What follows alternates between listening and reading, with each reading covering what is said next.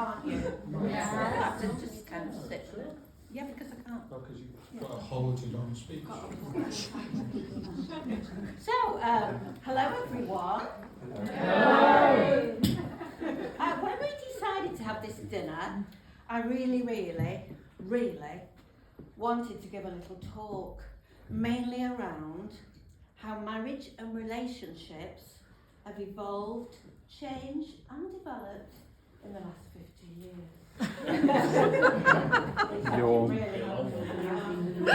I also wanted to bring in the huge changes in society.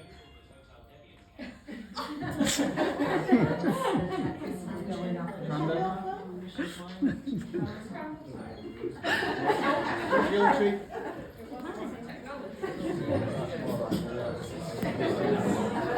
No, that's it. Disturbing. So, I think it's. Maybe Ian. Oh, it'll be Ian. It'll be Ian. It'll be my cousin who's always got a drama. Okay, so I also wanted to bring in the huge changes in society's attitudes, acceptance, tolerance, and diversity. I was going to involve Sophie and Lily, who just graduated and that sort of stuff. I was going to bring you into this discussion. But I couldn't get it down to less than 4.5 hours. It truly is a massively different world than the one we were in 1973. But as I've been told, I can only speak for 7 minutes, even though it's my politics. Yeah, I've had to rethink and just tell a couple of stories from our 50 years of marriage, just to highlight the point. But before I do that, I want to say how truly fabulous it is to have you all here tonight. You've all, in one way or another, helped us along the way, and I wish I had time to thank you all individually, just for being part of the 50 years. Looking back to the wedding 50 years ago, I had 3 lovely bridesmaids.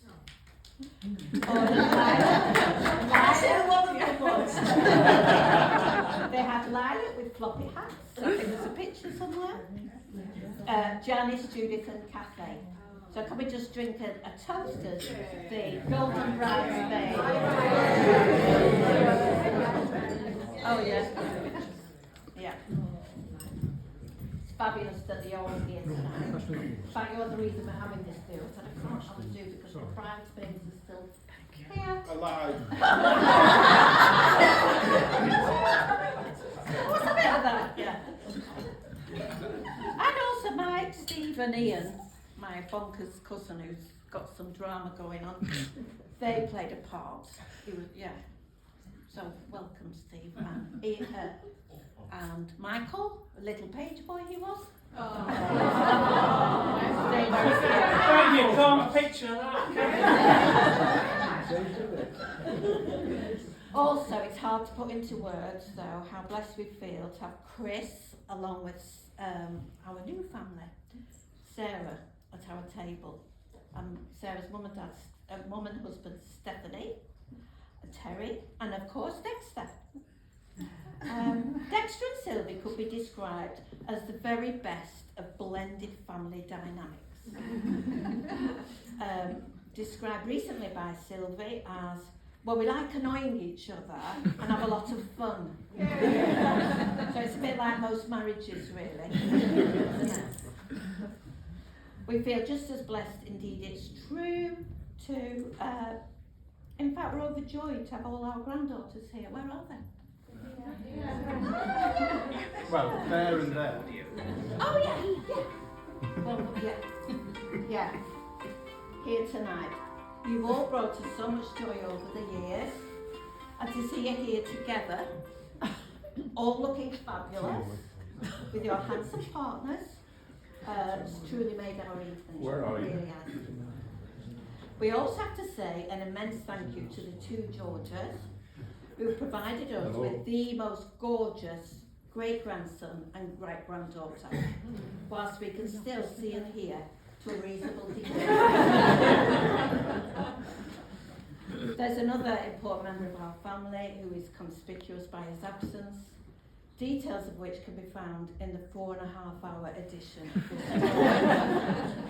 But all we can say is, Simon, we do wish you were here.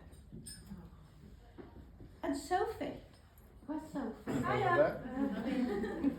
Oh, Sophie! Have you got a good table golfers?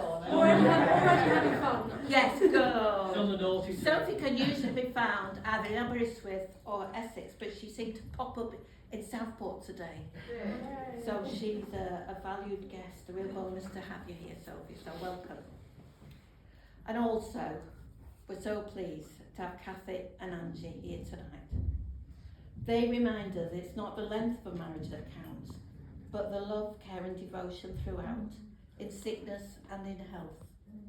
And they both have demonstrated this beyond measure. Can we just raise a glass, please, to Alan B and Les, who both would have loved this occasion if they'd been well enough to attend.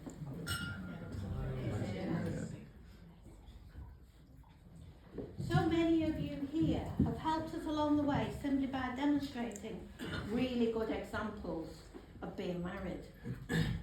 Just as valuable, it could be said, are the very few who've demonstrated bad examples of marital harmony. Did you look at Dave then? Yeah. Nothing too serious, of course, but escalators and lawn mowers spring to mind. Karen. He doesn't get it. So, always hearing. I read a bit of the Times today when I had a spare minute, and the first sentence I read was, "There's nothing so difficult as living with and loving another person." So how did we manage 50 years together? It does now, looking back, seem somewhat of a miracle given some of the challenges and changes we've faced.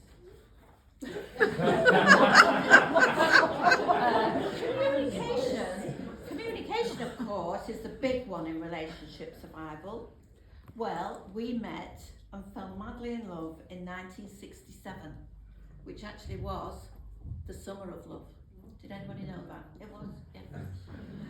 And we then had a 6-year courtship, old-fashioned word, living in different towns with just one landline between us and the postman. Seriously though, I don't think Alan would have managed with the modern perils of dating, swiping, ghosting, gaslighting, fishing, catfishing, whatever that is. I think you'd have found it very confusing. The 60s were a decade of freedom, peace, love and joy, which we embraced fully. Yes. There was a massive sense of positivity and optimism in the country. I mean, just imagine that. But looking back, I think the fact that the pill had just been invented had a lot to do with that optimism. My children are here. We planned a wedding with that one phone between us. It was a typical 70s wedding, all long hair and platform shoes, and that was just the men. Now, despite the heavy days of the 60s, new wives in the early 70s took on a 1950s housewife vibe. And that was, well, doing everything but wearing a frock. It was to be many years later that one of those new men was spotted in Tesco and occasionally at the school gates. Whilst I cheerfully took on my role, Alan took on the company man role to the extreme. In fact, as one of the staff from the Blackpool depot stated, if Mr. Atherton were a stick of rock, he'd have W.H. Smith written right through it.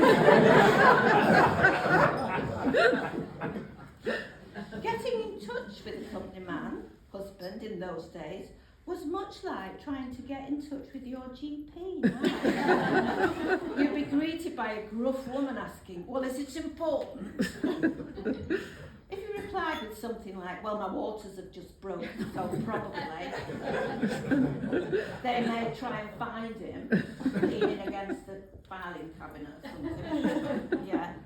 But if it wasn't important, she'd scribble a note to be left for all to see. Company men were always extremely busy, of course. And us young wives accepted this. Looking back, however, I do think that Mr. A was pushing his luck a bit by sending a young man from his office to take me to my antenatal appointment. It's true. I went to one, I didn't need to go to everyone. Now I'm sure some of you men are thinking, well, what's the matter with that? And some of you women are thinking, well, he would never have seen the child. But I don't remember feeling particularly perturbed. I was just glad of a lift. Our two boys came along, and of course, this was pre-Xbox, PlayStation, iPad, just Blue Peter on the telly. And the main after-school occupation was battering each other while simultaneously demolishing the house. This, on several occasions, I seem to remember, led to the 1950s housewife slipping more into a 1930s fishwife. Alan would be off like a shot at weekends with the boys, though, to football and other sporting pursuits, whilst I put doors back onto the hinges, glued all the nuts back together, and replastered mysterious holes in the wall. You know that's true. Details around these issues, plus details around our own extreme teenage parenting and grandparenting, can be found in the 4.5 hour edition of this talk. But as the boys grew up and left home, changes were also afoot in our marriage, as Alan had been asked to sort out a few little problems in London. Not moving from Southport, but just coming home at the weekends. This ended up as 9 years. For a few of those years we kept up this lifestyle, and whilst I missed my daily hour with my company man, I could see the light at the end of the tunnel. That is, until watching the news on the TV one night, Edwina Curry popped up, vigorously defending herself regarding her affair with John Major. She stated extremely emphatically, if your husband is in London, your head needs to be on that pillow. Ooh. I thought, she's a Conservative politician. That must be true. I made the decision there and then to retire from nursing and head down to London. There was no way a Tory trollop was going to steal my lovely husband and his pension after all we'd been through. I needn't have worried though. It soon became apparent that my company man was racing around the newspaper houses for 16 hours a day, like Rupert Murdoch on speed. And there was no sign of Edwina Curry. It soon became clear that my dream of posh lunches and theatre trips were not to be realised. But undaunted, I spent my time sightseeing, shopping, the odd day working, still with that light at the end of the tunnel. Communication, I've come to realise, had changed stratospherically. And to have a phone in my pocket with my husband on speed dial during those years was beyond life-changing and an immeasurable blessing. The most joyous time of my life was when Alan popped out from that on the last day, popped out of the warehouse, blinking in the sunshine, telling me he'd retired. It was just immense. We had so much to look forward to.